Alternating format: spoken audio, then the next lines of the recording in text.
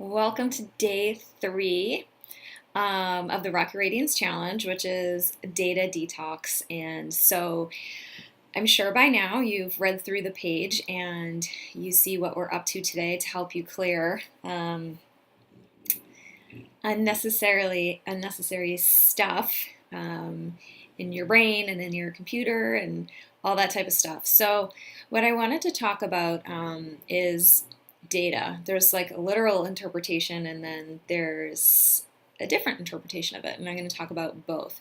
So data, like on your computer, phone, TV, like anywhere we're getting information electronically is what I'm talking about today. And so a lot of us are so hooked to it, we don't know how to detach.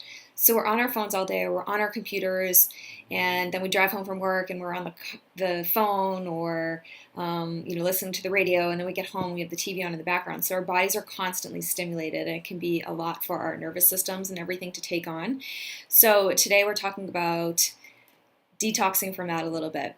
And some examples that I gave on the page, are like clearing through your computer and some other stuff I mentioned. And I remember last month I finally had enough. Like I had all these old credit cards saved in my automatic thing when you go to buy something, and I'd always be like stressed out, like which card is it? So I finally went through and cleared out all the old cards that had expired, and it felt like $1 million. But that was just an example of data that was kind of like not clear. It was taking up space, it was distracting me, and it was slowing me down from things. So today's all about that. Where in your life do you have those chunks of information that you can clear through that's no longer serving you? And also, how can you detach so you give your body some space to rest and not be constantly stimulated 24/7 by this kind of fake light where, if you think about cavemen, like they worked when there was daylight and then they went to bed when it was dark. And we have all this artificial data and sensory things going on around us, and that takes a toll on our body. So the other thing too that I want to talk about though is like life data. So how we respond to experiences. So everything we're taking in is kind of like information, it's data. So it's like the circumstances of our lives, the situations that happen in our day, like how are you responding to that data? Are you freaking out, or are you being aware of it and not reacting but responding to it? So a good way to check yourself on that today is just to notice today and this week, like when you look through the challenge activities for the day, like how do you respond to it? Like, do you get overwhelmed and say like, oh my God, here's like 5 more things I need to do today, and get yourself all worked up about it, and it becomes like this pressure cooker, stressful thing where you have to add on to your day?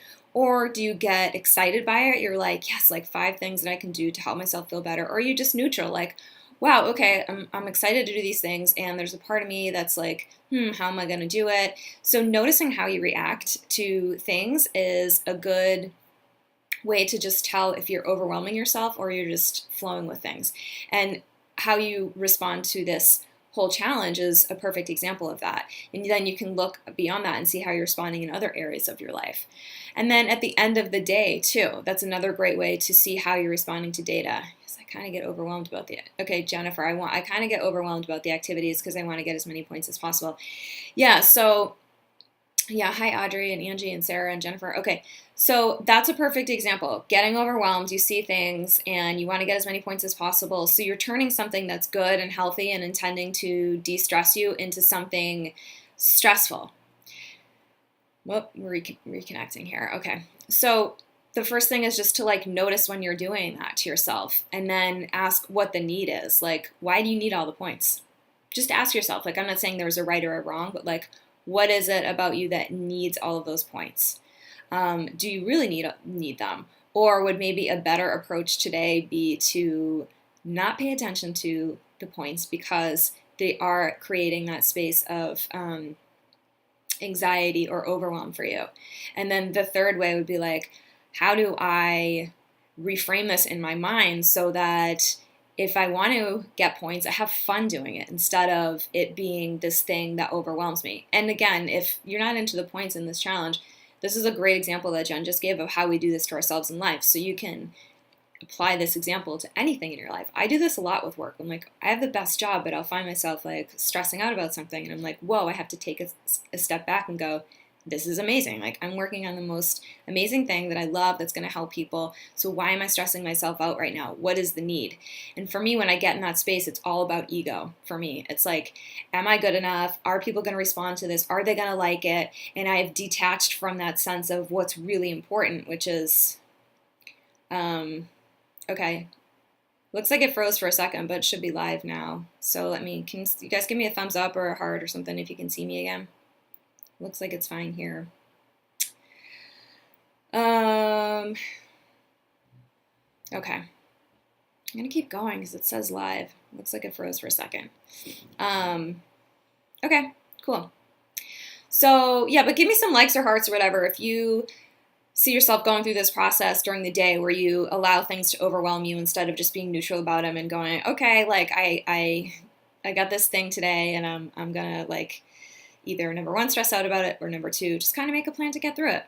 So that's the other part of it, is at the end of the day, like, are you getting stressed out about getting enough points or not in this challenge? And again, this is just an example. You can apply this to other areas of life. But when you review yourself at the end of the day, and when, in this case, we're talking about the challenge, like, say you do one thing in the challenge. Do you celebrate that one thing, or are you criticizing yourself because you didn't get all 5 things or all 6 things done? So I would invite you to celebrate whether it's one thing that you've done or it's 6 things that you've done. If you're doing one thing for yourself, you're making progress, right? So it's not about being perfect. Perfectionism gets us in that cycle that we don't want to be in of perpetuating worthiness with action.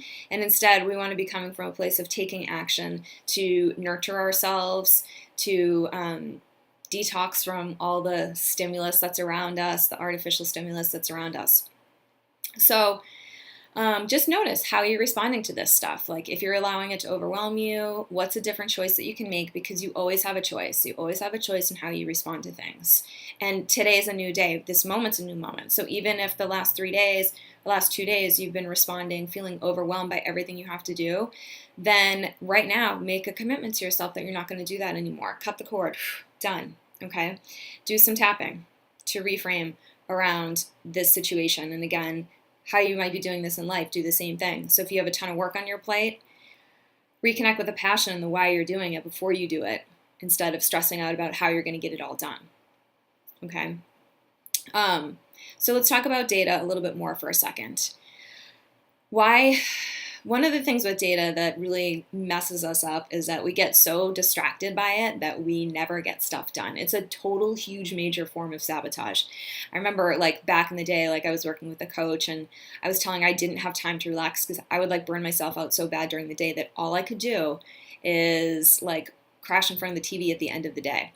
So distracting ourselves is a huge form of sabotage. So whether we are on our email all day long. Like, I don't care how busy and important you are. Like, I totally had that thing going on for a long time. You don't need to be on your email 24/7. If there's stuff going on and you're waiting for a response, yes, then you need to be on your email. But if not, you can probably close your email for an hour to work on what you need to work on, to focus on, because we're draining parts of our brain when we're trying to jungle. Yeah, it is a data jungle.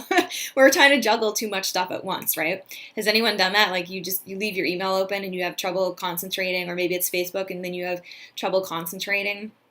So it is a form of sabotage. So give yourself permission to just focus on what you need to focus on and shut down the email or the Facebook or whatever for 45 minutes or an hour while you do it. I have to do that all the time. Otherwise, I'll be responding to people all day long. The second thing is data. It distracts us from being present with others. So when you go out to dinner, like, maybe make a rule for yourself that you're not going to, like, pull your phone out, or you're not going to, like, respond to text while you're having a conversation with someone, or if you're on the phone, you're not also going to be looking at social media or whatever it is, because that robs us from feeling real connection and joy with people when we're present with them. The other thing is, like, from an energy perspective, that data interrupts our energy field. It messes with our whole aura. So everything is energy, and that's, again, it's like artificial energy. So it takes away from expanding our aura, which is what we want to do, because that's how we attract. When our aura is big and bright, we attract, we attract, we attract. And so with this, I'm not saying any of this to make you feel bad if you're using your computer a lot or using your iPhone a lot. All I'm encouraging you to do is make choices around it. Yeah, so Angie said, that's why I'm limiting myself on Facebook and going MIA from posting all the time. Perfect. So yeah, I recently I can't always do it perfect, but it's like I have a morning check-in, afternoon, and evening. And that's what I'm going to be moving into more, because otherwise it can suck and drain your whole day, right? So set a schedule for yourself that works. We talked about that on the page with, I think, email today.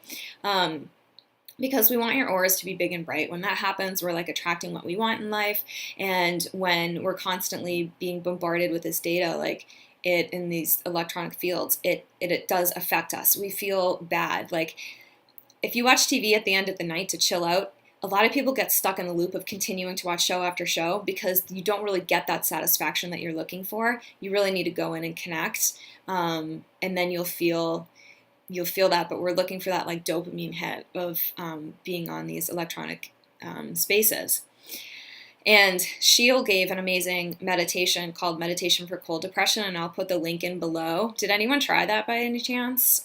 Or does anyone want to try it? Give me a like or a thumbs up if you want to try it. Yogi Bhajan, who's the master of Kundalini Yoga, predicted all this would happen with these epidemics we're seeing with autoimmune and adrenals and stuff like this, because with the rise in technology comes new disease. So we're experiencing these kind of like new agey diseases where we didn't have them before, because before people would get money out of the bank on a Friday to last them the weekend, and they'd have a phone, and that was it, right? So now it's like work never shuts down. We work 24/7. You know, people get pissed if we don't respond to them within 24 hours. Well, I don't sometimes, and I'm fine with it. So figure out what your boundaries are with that stuff, because this does affect not only our aura, but it affects our nervous system. When we're constantly being stimulated, it affects our nervous system and our ability to heal, and our weight is affected by this stuff because it affects the whole system internally. So the other thing that I wanted to talk about with data is like our internal data that's in our head. Like a lot of people, books will compare our brains to like a computer system. And so like sometimes we don't need external stimulus, external data to drive ourselves crazy, right? Sometimes, like I was talking about this last night in the adrenal webinar, that I call it spinning stress. So there's information in our head, and instead of like just processing it and releasing it, we let ourselves spin about it all the time. And sometimes we even perpetuate it by, like, say we're upset by a situation, so we talk to 10 friends about it instead of just processing it with one friend and then journaling it and releasing it through tapping or whatever. We perpetuate this stress because we're spinning in our heads. So how are you stressing yourself out? By allowing yourself to spin. And all of this comes back to making the choice of like, wow, I'm catching myself right now spinning like crazy about this thing. What are some healthy choices that I can make right now to help myself reduce the stress that I'm feeling around this situation? I felt really hurt the other day by something, and I was like amazed once again because I literally wrote 2 paragraphs in my journal about it, and I realized an hour later it was done, like it was out of my system. And I had been kind of like mentally obsessing about it for an hour. So when you catch yourself, you have a choice to make to take an action that helps you release it instead of having that data spin like a friggin' like laundry in your head, So that's another form of data that can stress you out.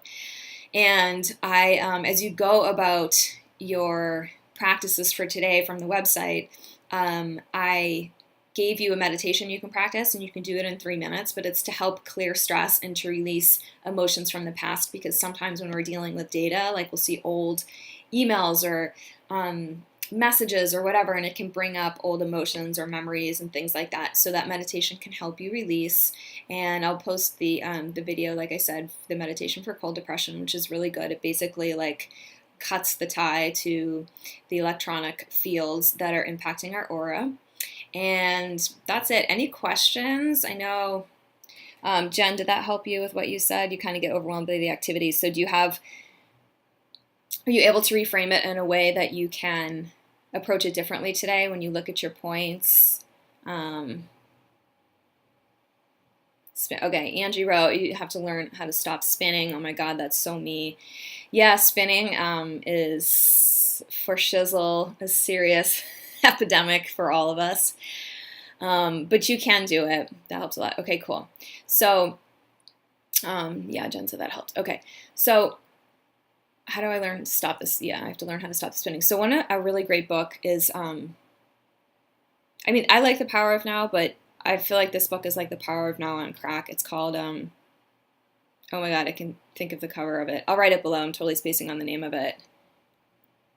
Yeah, so Jen's going to commit to The Untethered Soul. That's the name of the book, by Michael Singer. I have to reframe and make all of it positive. Yeah, and even like language there, I know you're just typing in quickly, like, but just like I have to make all of it positive, like that's like again putting yourself into a situation of like it's something you have to do. So instead of like I have to reframe and make all of it positive, choose your language differently there, even like I'm choosing to reframe it and I can't wait to make all of it positive. So just notice kind of like I know I don't mean to be picking on you, but I'm just like for people, for those of us who have some of the like Hashimoto's and the adrenal stuff, like we tend to, and I'm speaking of myself, but like other people I've worked with, they tend to like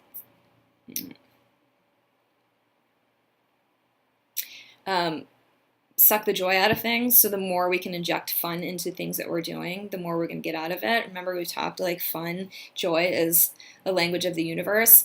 We can manifest more easily when we're vibrating from that space.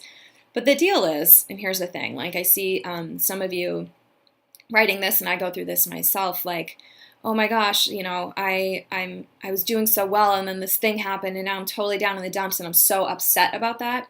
But the deal is, we're gonna always go through things that upset us. We're always gonna have our ego jump up and try to like attack us and beat us up and tell us we're not worthy. We're never gonna get away from that stuff.